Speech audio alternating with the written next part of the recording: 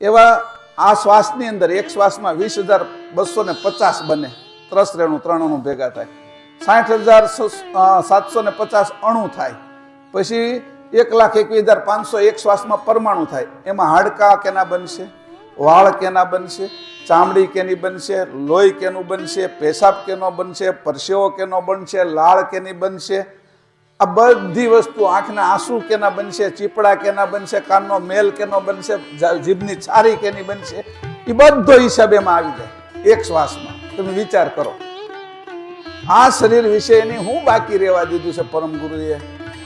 પછી ખબર પડે કે આ બનાવનારો હોય. આ જો બહાર ન પડીને તો ખબર નહીં પડે કે આ પંચમવેદ શું છે. એમને ભક્તિથી કામ નથી થવાનું. ખાલી ભક્તિ કેમ કરવી એનું જ્ઞાન જોઈએ. અહીંયા કીધું. પછી મનુષ્યથી લઈ દિવ્ય વર્ષ સુધી મનુષ્યનો એક દિવસ કેમ થાય તો કે ભાઈ અહીંયા પહેલા કીધું ઈડા ને પિંગળા ને સુષ્મણા હાલે તો 21.5 મિનિટ સૂર્યનાડી હાલે તો અંદર આપણી અંદર જે જીવડાઓ જીવે છે ને બેક્ટેરિયા એને દિવસ થાય 21.5 મિનિટ.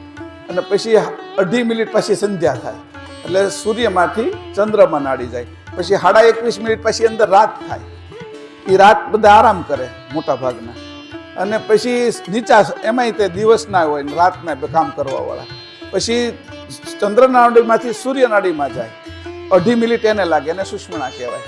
અને આ પછી આ બાજુ દિવસ અને રાત પૂરી થઈ જાય એટલે 48 મિનિટ એક ઘડી પૂરી થાય. એટલે 48 મિનિટ આપણે ધ્યાનમાં બેહવું પડે. એમાં ત્રણેય નાડી હાલી જાય.